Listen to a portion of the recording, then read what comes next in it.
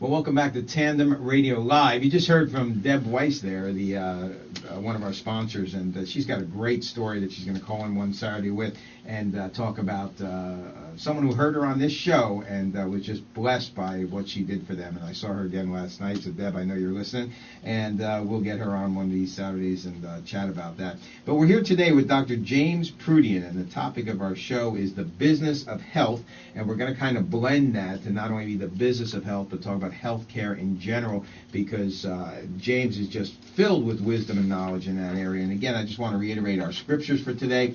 1 Samuel 16:12. So he sent for him and had him brought in. Speaking of David, of course, he was glowing with health and had a fine appearance and handsome features. Then the Lord said, "Rise and anoint him. This is the one." Proverbs 12:8. The words of the reckless pierce like swords, but the tongue of the wise brings healing. We're going to delve right into that scripture today for sure. And lastly, I just again think of Dr. Proodian when I read this, 3 John 2. Dear friend, I pray that you may enjoy good health and that all may go well with you, even as your soul is getting along well. James, let's talk about a little bit about your perspective on healthcare. Now, I know this is a huge topic, and you'll probably go on for an hour, but we don't have that today. But just in a quick message, just give us a quick snapshot of your perspective on healthcare today. I'll give you you're right, hours. You can talk reams of information here. My perspective on healthcare as it relates to when I was a public health major in undergrad school. I was a pre-med student, but I have a degree in public health. Back in the 80s, 90s, we saw, in light of the word tsunami, it was coming. Anyone who studies epidemiology saw that there were epidemics in healthcare coming. Type 2 diabetes, obesity, high blood pressure, heart disease. Right now, 50% of Americans die of heart disease. Another third die from cancer. So, when we look at the cost of chronic illness, 78% of all of our healthcare visits to our doctors, 78%, that's, 3 out of 4 visits to our doctors are based for chronic illness. And a lot of the chronic illness is man-made, a lot of this stuff. So the word where I was going to with healthcare was really personal responsibility. Personal responsibility now, we were talking about this 20, 30 years ago, but in many times the finances have to catch up for it to take reality. Right. The reality of the situation is you've got a tsunami of cost that is non-attainable. It's something that is it is breaking as we're speaking, and everybody's running around trying to stick Band-Aids on it. And all of the Band-Aids are great, but at the end of the day, what about the personal responsibility of taking care of ourselves with all of this fragmented information to avoid chronic illness? And when you have chronic illness, typically you have to manage that chronic illness for decades. And the cost of managing that chronic illness is where America finds itself today. Right.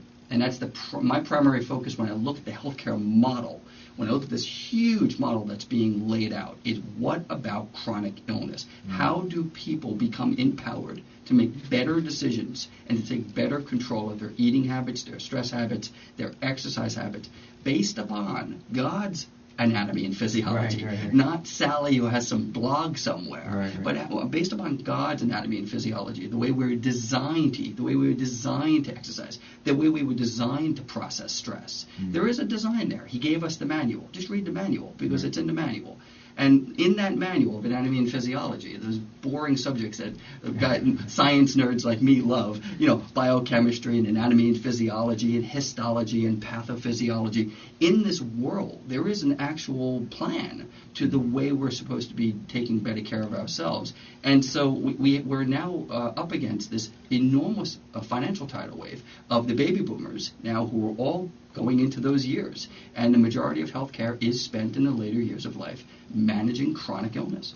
And when you say chronic illness, you're talking about things like diabetes, for example. Correct. Type 2 diabetes. And I'll give you a classic example of this. When I went to school, Glenn, I learned diabetes as type 1 or adult onset type 2 diabetes. The CDC renamed adult onset type 2 diabetes to just type 2 diabetes. Do you know why? Because children get it now. So you can't call it adult onset anymore. Wow.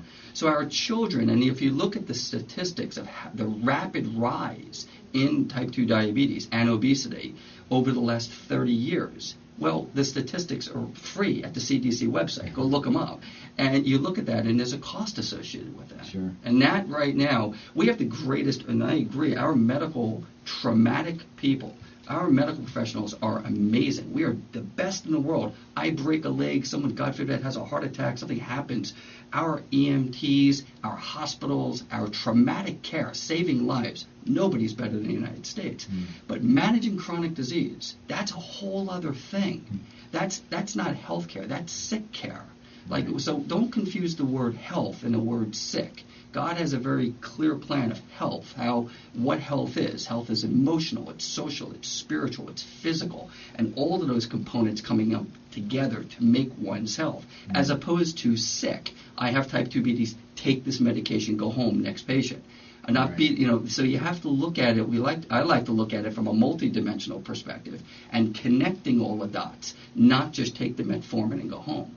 So when you look at healthcare, it really does come down to this. I think this huge 800-pound gorilla in the room, which is chronic illness, where it's coming from. The food manufacturers have a responsibility in this too. Local farming. I mean, we all should be very much into local farming. I agree with you there.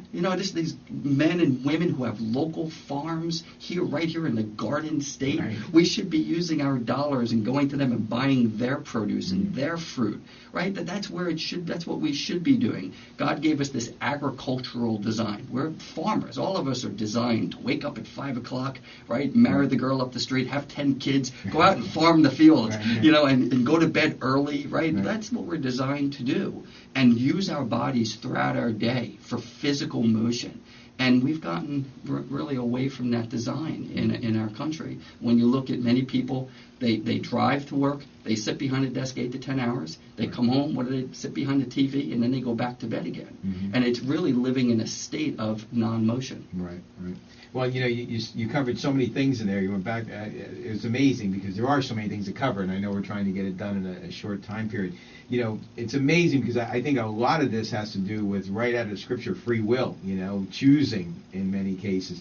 And it's funny you mentioned about the diabetes. It's not funny, but I'll never forget. One of my friends was coming on with diabetes, and the doctor said, "Well, if you change your diet, if you do this, if you do that, you eat less sweets, all the stuff."